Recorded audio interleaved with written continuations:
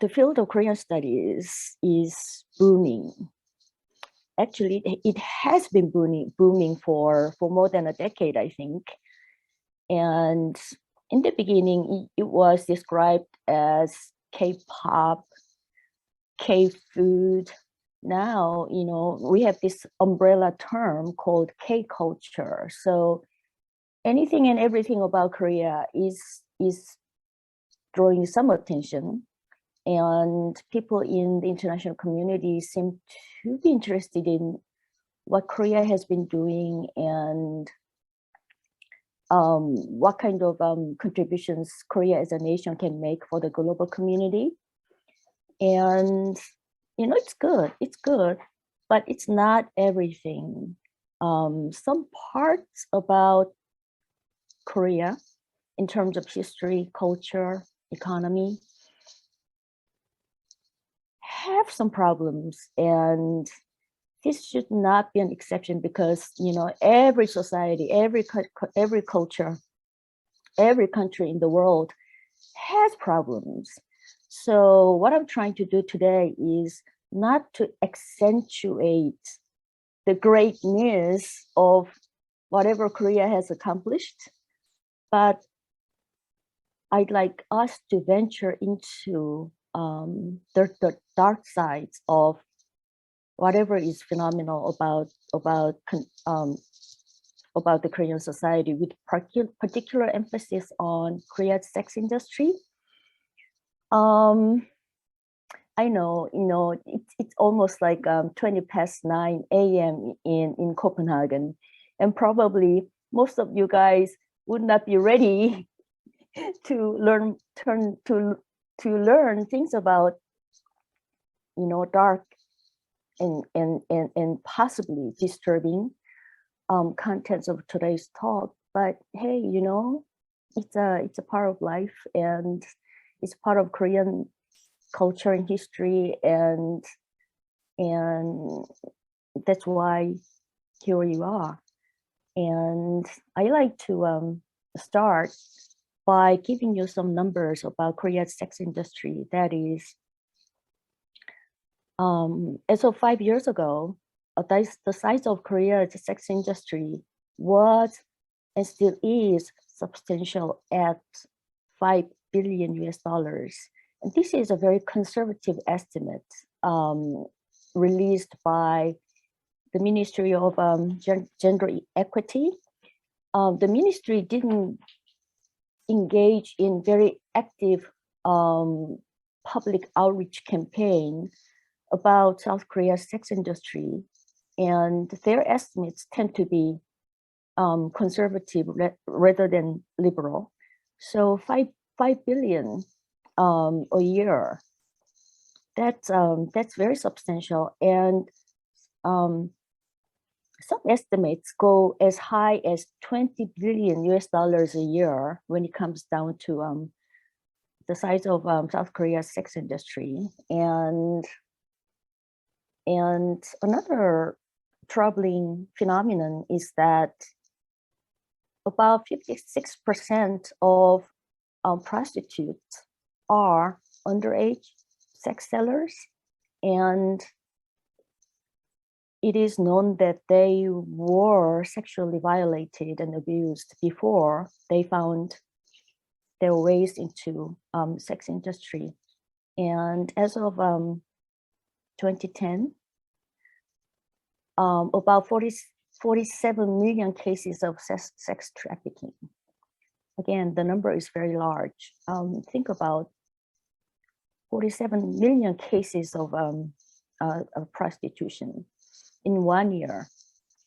That's quite large. And on information coming out of the same year, 4 out of 10 Korean males are admitted of having purchased sex in their lifetime. So 4 out of 10, and sometimes some statistics show that, you know, about half, 5 out of 10 Korean males have admitted purchasing sex in their lifetime, not just 1 year, you know. That's an important qualifier. And another thing is that, because of the ongoing problem, the government passed a special act on prostitution in 2004, and that the primary goal of that special law was to protect victims of sex trafficking and to punish the buyers of sexual services.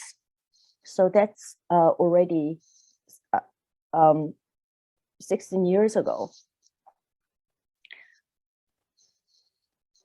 And another thing that I like to draw your attention to is that sex trade is basically everywhere in Korean society.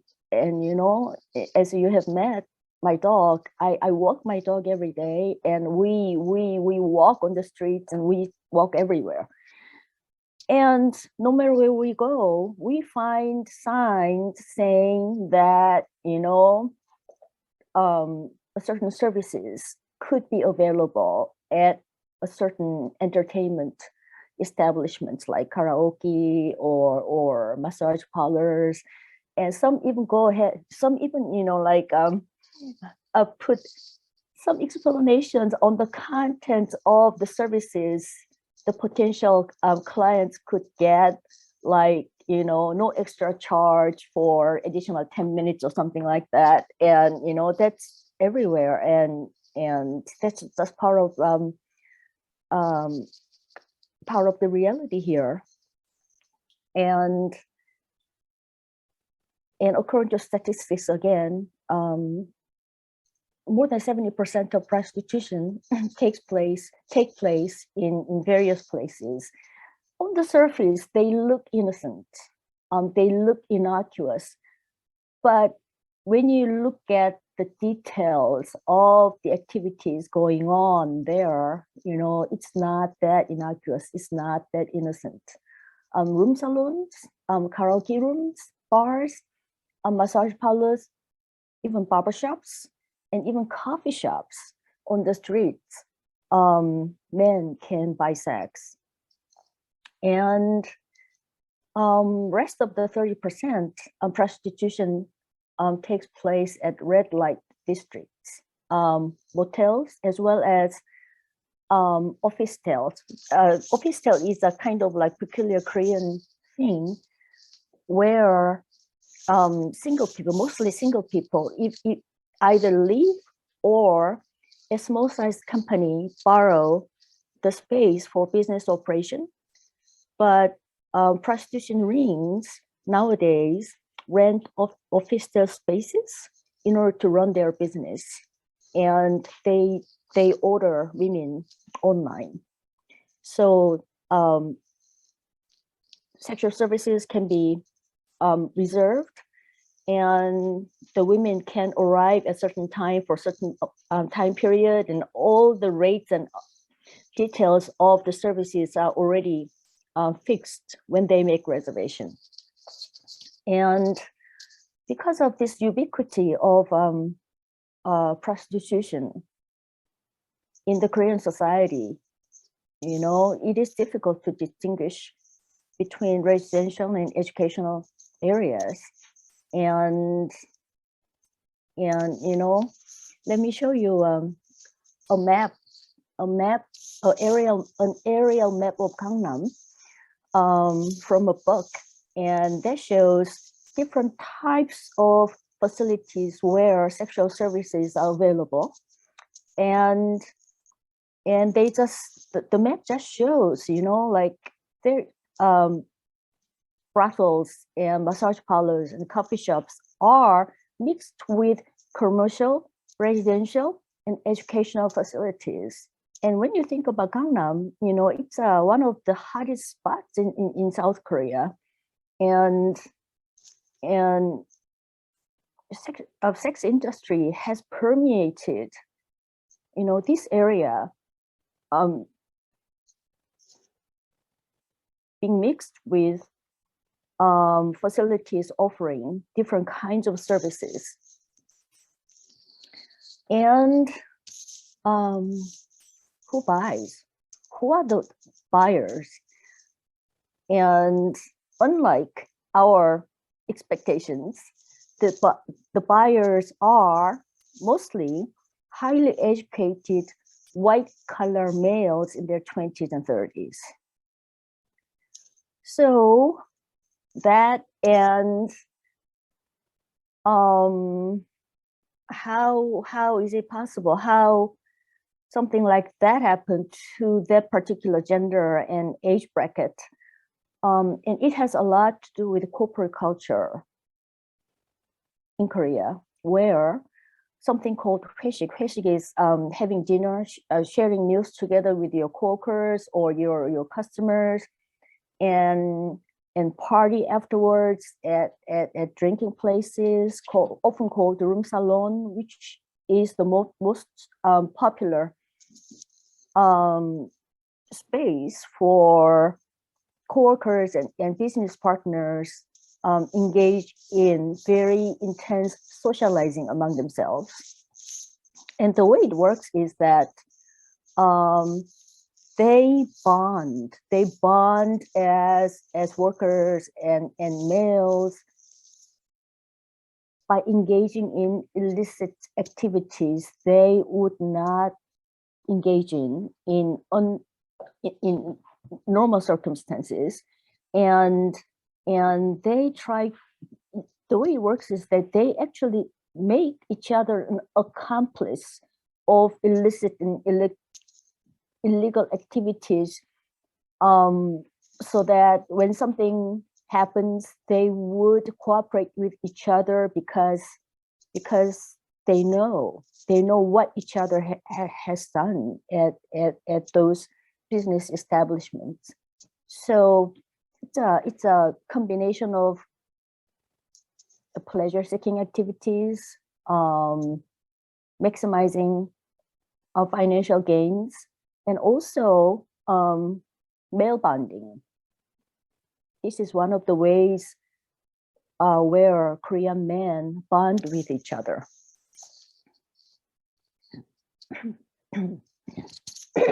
Excuse me.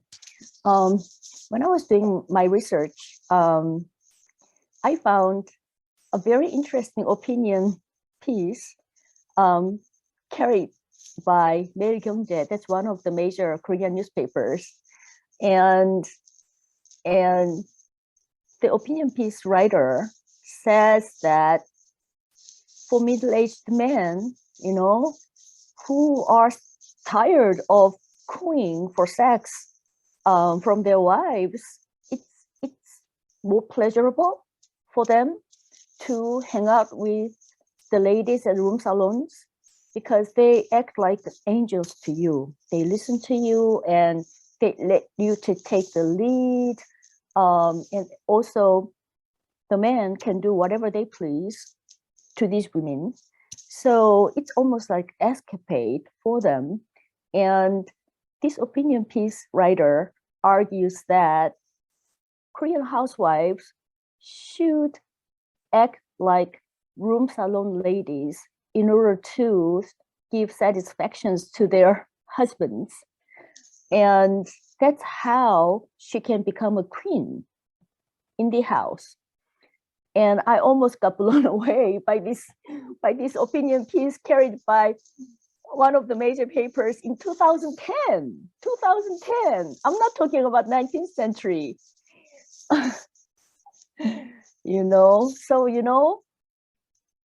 South Korean society can appear to be egalitarian.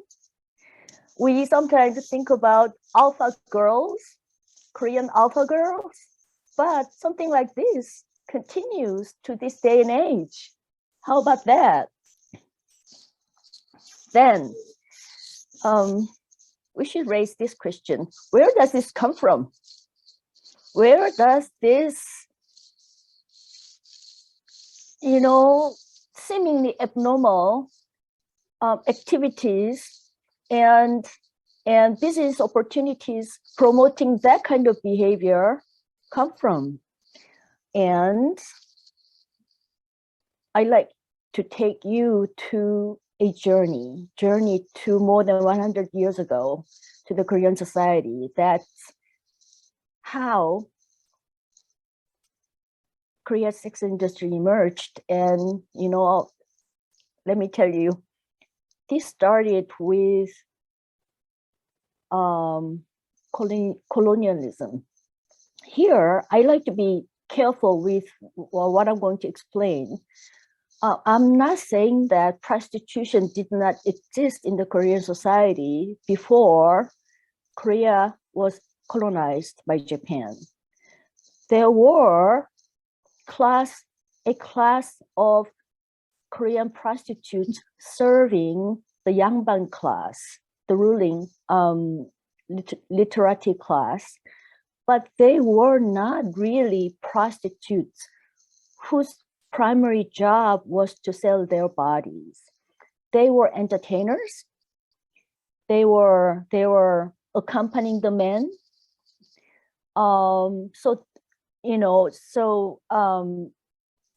The concept of yegi is like entertainer, a Korean female entertainer, and consorts were different from prostitutes who were selling their bodies for men's physical and sexual desire. Colonial legacy. One of the first things Japan did in Joseon was the creation of racialized entertainment district. An article carried by Chicago Tribune in 1919. And the photo here is from Busan's Wanol-dong, Busan's oldest red light district. At that time, during the colonial era, this area was called Midorimachi. And such brothels were basically installed everywhere during the colonial era. The one in Kunsan, Kunsan's Myeongsan Market, and this is a photo of the area near the Incheon port. And Daegu's 자갈마당, and Seoul's Arai and Shinjeong. So with introduction of colonial governance, the Japanese introduced public brothels, public red light districts to the Korean society. And what happened since then was that when the brothels were being introduced and built by the colonizers, most of the women were taken from Japan. So more than 8,000 Japanese women accompanied Japanese men to Joseon, and about half of the women who moved to Joseon dynasty, to Joseon, were Japanese prostitutes. And at the end of 1920s, public brothels were in booming business.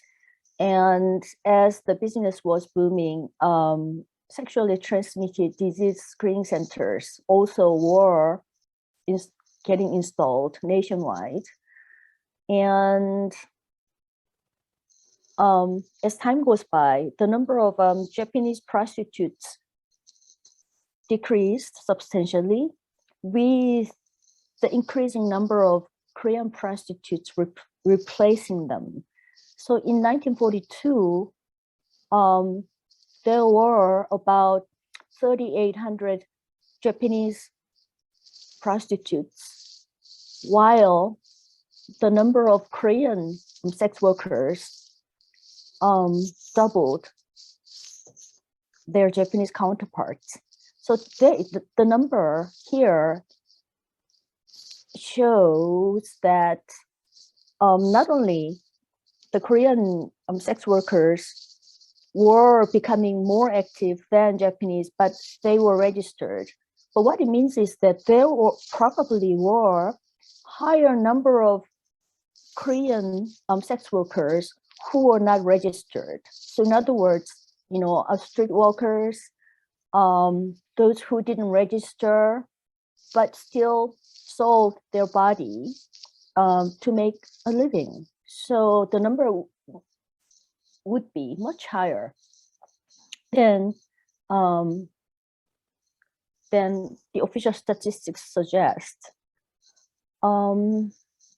Another information that I like to show you here is that when you look at the graph on the left-hand side, there are three categories of prostitutes.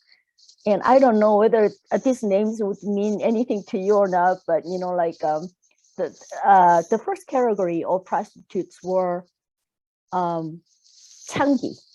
Changi were the women who were just selling their bodies to make a living. And yegi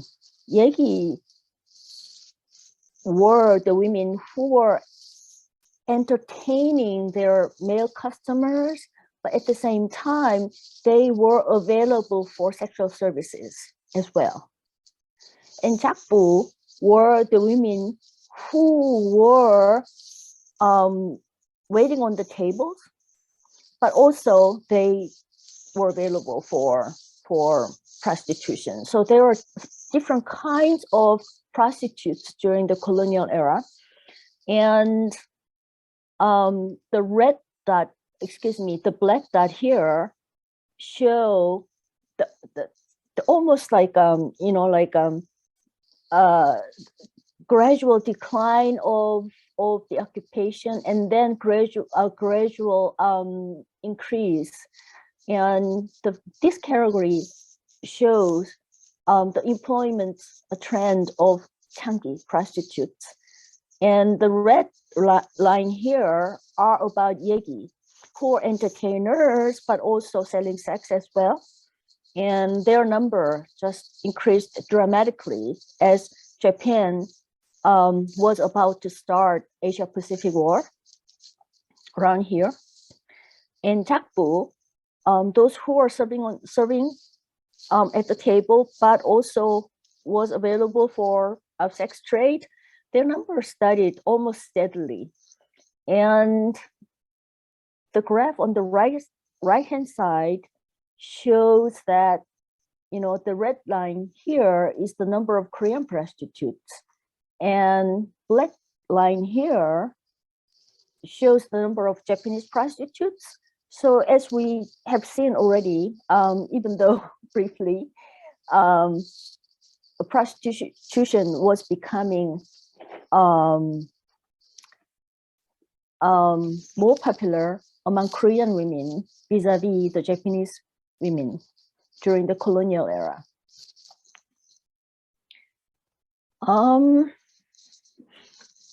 Then I like to explain a little bit about, control mechanisms. The colonial government introduced various laws in order to control prostitution and the prostitutes. What did they do? In order to save time, I'll just briefly explain the contents of the colonial laws regarding prostitutes and prostitution as an occupation.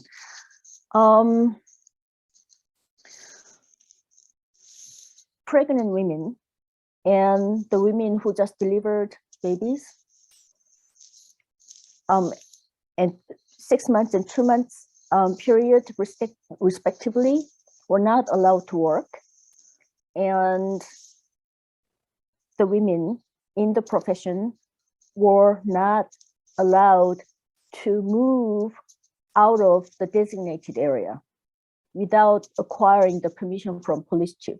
So they were basically controlled and trapped within a specially designated area. And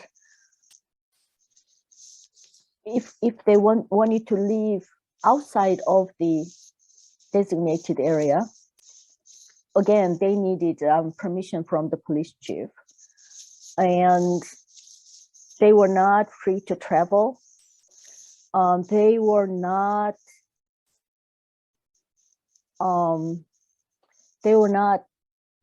free to move around. So basically, they were controlled physically and spatially by the police force during the colonial era. And 1945, Korea was liberated, and the American military moved in to rule the Korean Peninsula, and they tried to introduce laws to better manage prostitutes and the red light districts. And initially, the US Army tried to annul the contracts, existing and the current, pre-existing and current contracts, in order to liberate the women from the status of slavery. But what they didn't do was that the American military thought private brothels could be left to the women who wanted to work in the industry and the owners of the establishments. In other words, the new law they introduced was only applicable to public brothels. And at the same time, the American military gave each individual women the freedom to choose to join prostitution as their occupation. So you know that it's a personal decision. Here, a big change took place with the outbreak of the Korean War.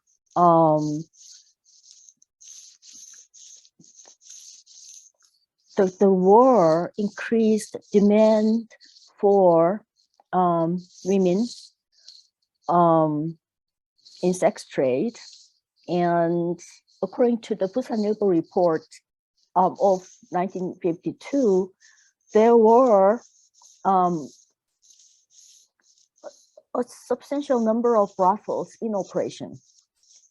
This was even after the American military tried to close down public brothels. Here, so what was going on during the Korean War? The cartoon, this is from 여성계. The cartoon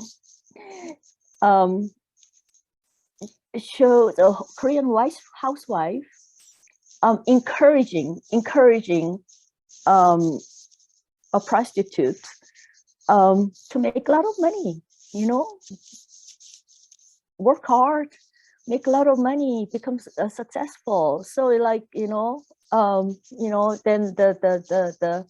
the prostitute primarily serving UN soldiers were thanking her and all that. And couple of quotes from 조선일보 and 부산일보 that this 조선일보 article is really funny, really interesting and sad at the same time. It is understandable that making money can be the only goal for the prostitutes. We want these UN madams to give these UN forces comfort and ask them to fight well for our country. And Busan-ilbo article 1953, looking back on the past, many housewives suffered in an unexpected transition period. In other words, external invasion. Occurrences, excuse me, there is a typo, but it's okay. Occurrences of such tragedy have become stuck now. Preservation of the purity of Korean women is possible thanks to the UN Madam's activities. So in other words, in order to preserve the chastity of Korean women in general, the UN Madams were functioning as their shields by giving sex to the soldiers. And these kind of articles appeared, and they got printed with major newspapers like 조선일보 and 부산일보. Many different names to describe these women. One loss, two losses, and three losses. They are about grades of these women. You know, when the women got the job at the first establishment, it was one loss for her. But if she gets used and, you know, in very like crude term, wear and tear kind of concept, then she moves to lower rank of establishment, then she's called two losses. And when she goes down to the bottom of the sex industry, she's called three losses. Prostitutes, yuan madams, western princess, slut, entertainer, all kind of names to describe these women. And some visual images coming from the Korean War era. And the women during this time period were usually called as Western princess or UN madam. And Mikyoung, just I'm very sorry to, but we are now 35 minutes, so we have about 10 minutes left for questions. So because we have the next, so we can be a bit late. But so in order to have, because I guess there are also questions. So just, okay. but then, please take your time. Then I'm going to skip, you know, like all the legislation efforts to control the sex industry and creation of specially designated areas by the Park Chung-hee regime during rapid industrialization and economic growth, and photos of the specially designated areas in 1970s Kisang tourism, which was sponsored by the government. So some even describe it as, you know, the Korean government as the pimp. And the same thing was going on during in the preparations of Seoul Olympics in 1988, and what the military government did in order to promote the sex sales of Korean women for foreign tourists, and some photo shots from Jeonju red light district, the streets, the nice scenery, the women displayed in glass rooms and inside the room. And this graph shows the fluctuation of prostitutes before and after 2004, when special law was introduced to punish the buyers and to protect the women. And the number decreased dramatically, but it stays almost like stable since then. Then why women stay in sex trade? You know, why? How come they cannot escape, or they don't escape? So this graph explains the system of financial exploitation, which entraps women into debt, preventing them from escaping. So, you know, no matter how hard you work, like serving 10 men a day, the women, after years of working in sex trade, they are still in debt. They cannot run away. So this graph explains the system and psychological control. These women, you know, most of them from deprived backgrounds. It's very sad, sexually abused and exploited. And what kind of tactics pimps use to control the women psychologically? Okay, conclude.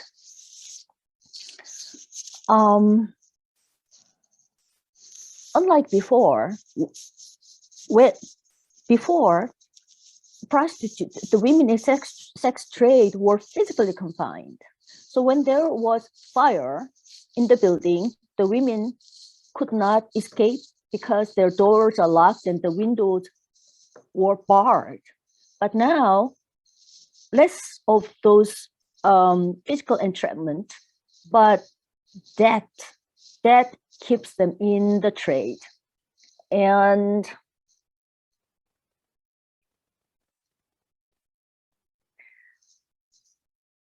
how can we explain this system and structure of sex tourism, sex industry and sex tourism in South Korea?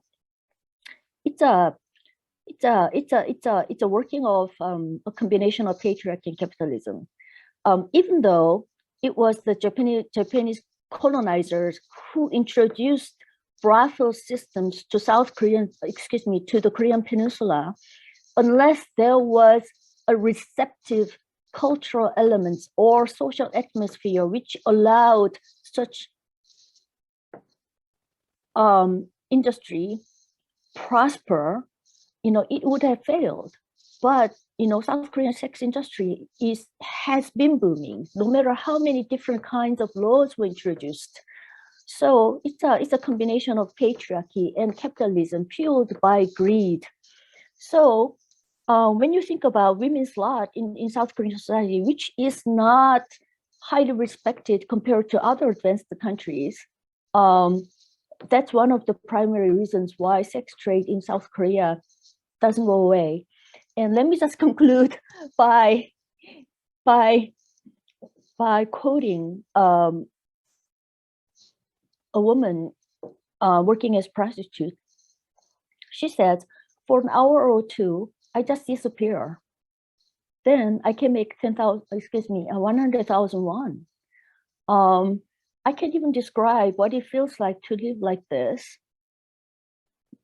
But when you show what you are feeling inside, the sex buyers will just leave. So that means I cannot eat.